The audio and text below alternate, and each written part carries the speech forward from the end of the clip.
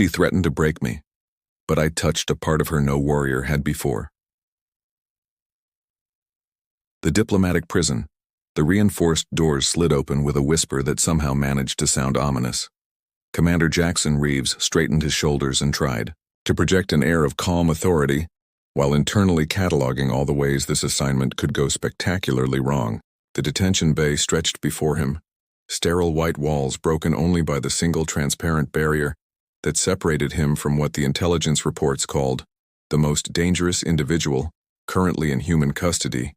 She sat motionless, in the center of the cell, legs crossed beneath her in a meditation pose that would have looked peaceful if not for the predatory stillness that surrounded her like an aura. HFY Keth, first blade of the Valdorian Empire, architect of the Crystal Moon Massacre, and 3 days ago, the woman who had come within 6 inches of ending Ambassador Hendrix's life with what witnesses described as a blade that seemed to materialize from shadow itself.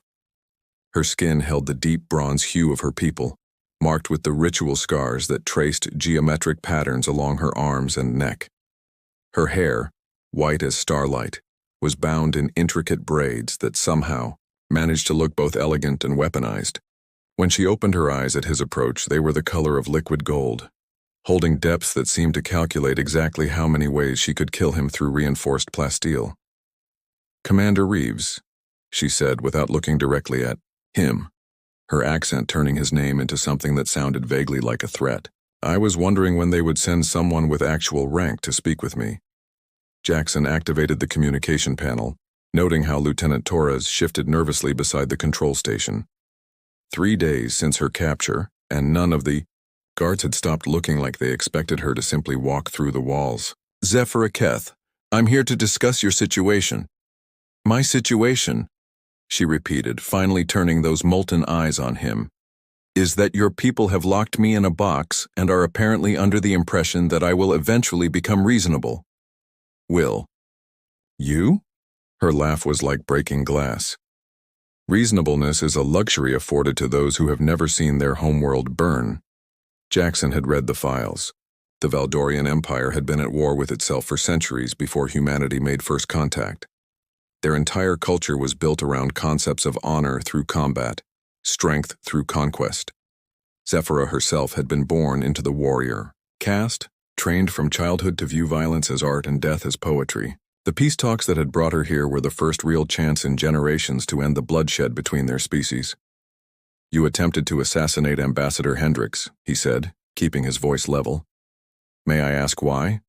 "Because he speaks of peace while his government profits from our civil war," she replied, standing in one fluid motion that somehow seemed to involve too many joints. "Your weapons tech, your medical supplies, your mercenary contracts, all feeding the flames while you pretend to pour water, so you decided to solve this with murder. I decided to send a message." She moved to the transparent wall, placing her palm against it. Even through the barrier, Jackson could see the scars that crisscrossed her hands, some ritual, others clearly from combat. "Death is the only language your species seems to understand fluently. And yet you failed." Her golden eyes flashed. "I was betrayed by my own weapon. It chose that moment to malfunction." Jackson glanced at Torres, who was trying very hard to look like he wasn't listening. The lieutenant had been present during HFY's initial processing. According to his report, she had carried no visible weapons when captured, yet had somehow produced a blade during the assassination attempt. When subdued, no weapon was found on her person. "The blade disappeared," Jackson said carefully. "It returned to wherever blades go when they are no longer needed. That's not how physics works." HFY tilted her head, studying him with renewed interest. "Your physics, Commander, not mine." The silence stretched between them, broken only by the soft hum of the detention center's environmental systems. Jackson found himself genuinely curious about this woman who spoke of impossible weapons and seemed to view assassination as a form of diplomatic communication. "What happens now?" she asked eventually. "That depends on you. The peace talks continue tomorrow. Ambassador Hendrix has requested that you be given the opportunity to participate as an observer." Generous of him, considering I nearly opened his throat. He believes your perspective might be valuable. My perspective is that all humans should be fed to the void spawn. All of us? She paused, seeming to actually consider the question. Perhaps not all. Some of you show promise. Glad to hear it. Torres cleared his throat softly, gesturing toward his chronometer. Jackson nodded and began to turn away, then stopped as an idea occurred to him. He pulled out his personal tablet, scrolling through his music collection until he found what he was looking for. Before I go, he said, tapping the play button. I'm curious about something. The first notes of Bach's Goldberg variations drifted through the communication system, filling the detention bay with delicate piano melody. Jackson watched Zephyr's reaction, expecting boredom or irritation. Instead, she froze. Her golden eyes widened, head tilting like an animal hearing something impossible. The predatory stillness that had surrounded her shifted, becoming something else entirely. Focused, but no longer threatening, she moved to the wall again, this time pressing her ear against it. What is this? She whispered. Music. A human composer named Bach, written about 300 years ago. It has structure, patterns within patterns. Her voice had lost its edge, becoming something almost vulnerable. But it serves no purpose, it achieves nothing. It's beautiful. Beautiful. She tested the word like it was in a foreign language. We have no such concept. Beauty in my culture exists only in the perfection of a killing stroke, the elegance of a battle formation. The music continued, mathematical precision wrapped in emotional resonance. Jackson watched as Zephyra closed her eyes, her breathing changing, rhythm to match the gentle cadence of the piano. Your people create this for no reason other than beauty? Some do it for money, some for fame. But yes, originally, just for beauty. When the piece ended, the detention bay felt somehow emptier. Zephyrus stepped back from the wall, looking at Jackson with an expression he couldn't quite read. Play it again, she said quietly. Tomorrow, Jackson replied, surprising himself. If you're willing to talk about participating in the peace talks without any more assassination attempts. She considered this, golden eyes calculating something far more complex than combat probabilities. No promises about the assassination attempts, but I will listen to more of this music. That's a start. As the doors slid shut behind him, Jackson could hear Torres muttering something about unconventional diplomatic methods. But when he glanced back through the observation window, Zephyrah was still standing by the wall, her hand pressed against the spot where the music had emerged, as if she could still feel the vibrations of something beautiful, created for no reason other than the joy of creation itself. For the first time since accepting this assignment, Jackson thought there might actually be hope for the peace talks after all, though he suspected it would come from a direction none of them had expected. The unexpected harmony. The peace talks had been suspended for 18 hours, and the diplomatic station buzzed with the kind of tension that made even seasoned negotiators reach for their emergency rations and hidden flasks. Jackson found himself walking the corridors at odd hours, unable to sleep, his mind cycling through the events that had led to this crisis. It had started 3 days after his first real conversation with Zephyrah. He'd been bringing her music daily. Beethoven, Mozart, Chopin. Each piece met with that same intense focus, as if she were trying to decode some fundamental secret of the universe. She'd begun asking questions. Why did humans create patterns they couldn't use in battle? What purpose did harmony serve if it didn't strengthen warriors? Then Dr. Nolan Webb had filed his report. Commander, you're playing with fire, the xenopsychologist had warned during their meeting that morning. Zephyrah Keth isn't some misunderstood artist. She's killed hundreds of people. Her psychological profile indicates severe sociopathic tendencies, masked by cultural conditioning. She's responding to the music, Jackson had argued. Yesterday, she asked me to explain the concept of a lullaby. Manipulation technique. Valdorians are masters of psychological warfare. She's finding your weakness and exploiting it. But when Jackson had arrived at the detention bay that afternoon, he'd found Zephyrah sitting in her meditation pose, humming.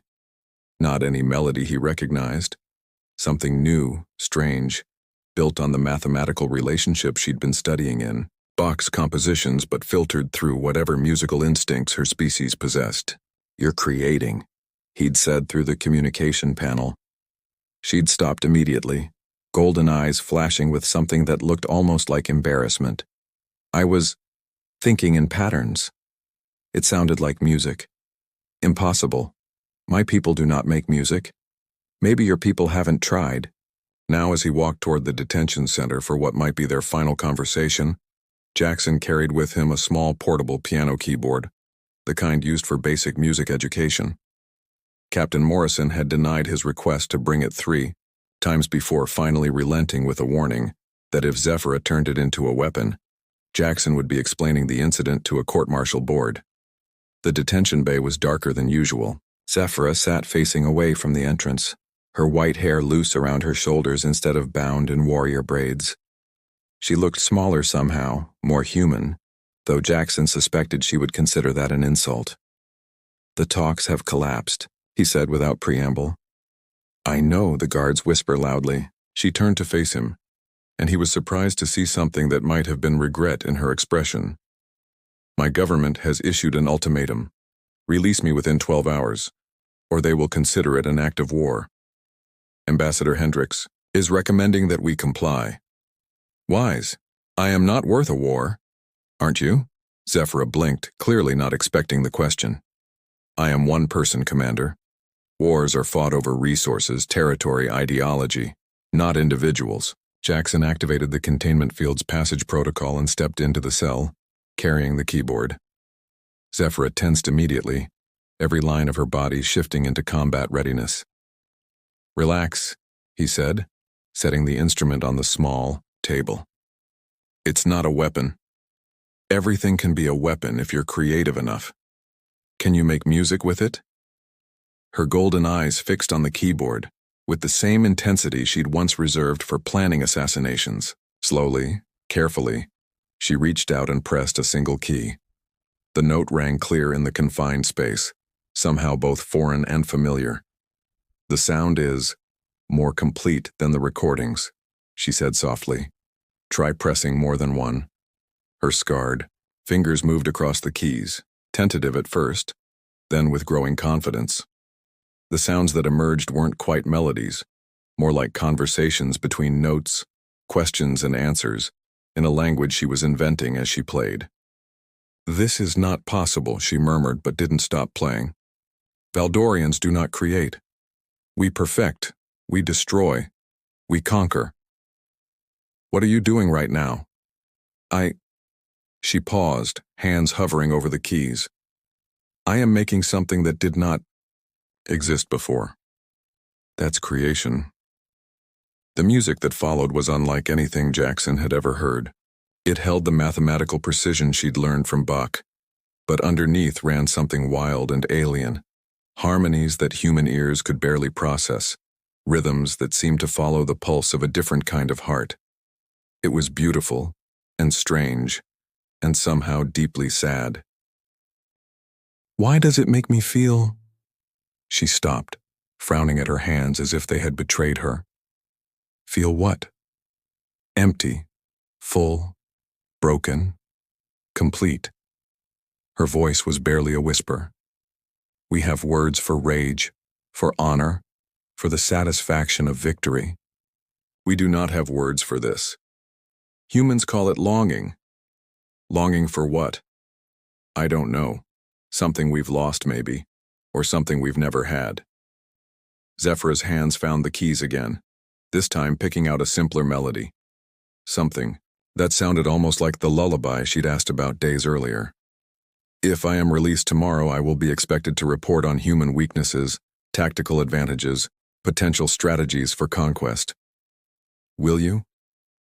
I will tell them that humans create beauty for no purpose other than the creation itself, that you build things meant to last longer than your own lives, that you sing to children not to train them for war, but to help them sleep peacefully." She looked up at him, golden eyes bright with something that might have been tears. "They will think I have been broken by your torture methods." "Have you been?" "Yes, she said simply. But not by torture. By this. She played another chord, letting it hang in the air between them. By the discovery that there are things worth preserving, instead of destroying. The alarm klaxon chose that moment to shatter the quiet, followed immediately by Captain Morrison's voice over the station-wide communication system. All personnel to battle stations. Valdorian warships have entered the sector. This is not a drill. Zephyr's hand stilled on the keyboard. They have come for me. We should get you to a secure location. No, she stood moving to the transparent wall that faced the outer observation deck. Through the reinforced viewport, the approaching Valdorian fleet was visible as points of angry light against the starfield. Commander, I need you to open a communication channel. Zephyra, open the channel. Trust me. Jackson hesitated, then activated the communication panel. Zephyra straightened, and for a moment he saw the warrior she had been. Proud, dangerous, utterly uncompromising. Then she began to speak in her own language, her voice carrying the authority of someone born to command. The response came quickly, harsh words in the Valdorian tongue that made Zephyra flinch. Jackson couldn't understand the language, but he recognized the tone of someone being called a traitor. They say I have been corrupted by human influence, she said quietly, that I am no longer fit to be called Valdorian. What did you tell them? That they are correct. She turned back to the keyboard, her fingers finding the melody she had been creating. I told them that I have learned something they fear more than any weapon. What's that? That there is more than one way to be strong. The music filled the detention bay again, but this time Zephyra played it differently, not as a private discovery, but as a declaration. The notes carried through the communication channel to the Valdorian fleet, and Jackson watched as the approaching ships began to slow. You're broadcasting music to a war fleet. I am showing them what I have learned. That creation requires more courage than destruction. That choosing to build something beautiful in a universe full of violence is the greatest act of rebellion possible. The communication channel crackled with heated exchanges in the Valdorian language. Jackson caught enough to understand that Zephyra's people were divided, some calling for immediate attack, others demanding explanation. They don't understand, Zephyra said, still playing, but some of them are listening. For the first time in centuries, Valdorian warriors are hearing something other than the sound of their own weapons. When the music finally ended, the silence seemed to stretch across space itself. Then impossibly, another sound came through the communication channel, tentative, uncertain, but unmistakably musical. Someone on one of the Valdorian ships was trying to replicate what they had heard. Zephyra's eyes widened. That is my clutch brother, Caden. He was always the most curious of our unit. More voices joined in, creating a rough harmony that spoke of warrior throats trying to find their way around concepts they had no names for. It wasn't beautiful in any conventional sense, but it was something entirely new, the sound of a culture taking its first steps toward transformation.